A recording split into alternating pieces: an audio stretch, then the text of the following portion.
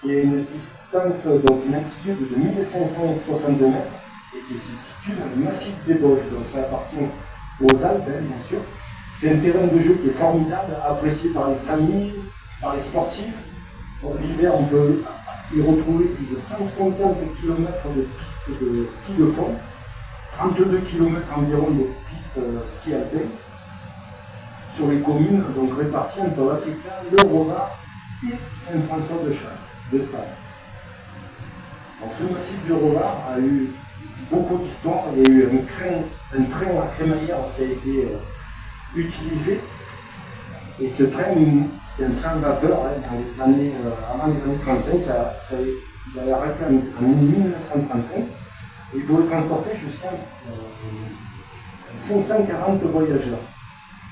Et pour faire 9 km, il mettait 1h15. Après, ce train il a été remplacé par. Donc le train partait au-dessus d'un petit village mixte, qui était Rova. Après, il a été remplacé par le téléphérique.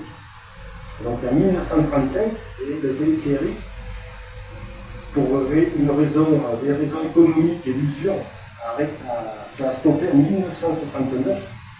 Et à l'époque, il y avait le câble le plus long du monde, c'était un téléphérique le plus puissant, avec une distance de 1650 mètres de câble. Et lui, il pouvait transporter à peu près 40 personnes dans une veine, mais ça faisait à peu près 300 personnes à l'heure.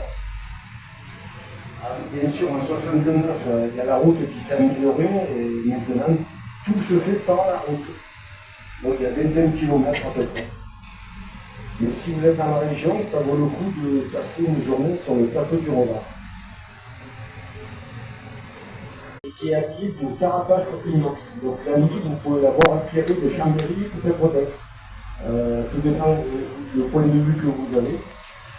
Et donc, du coup, cette croix se situe à une altitude de 1547 mètres. C'est dans le prolongement du Rova.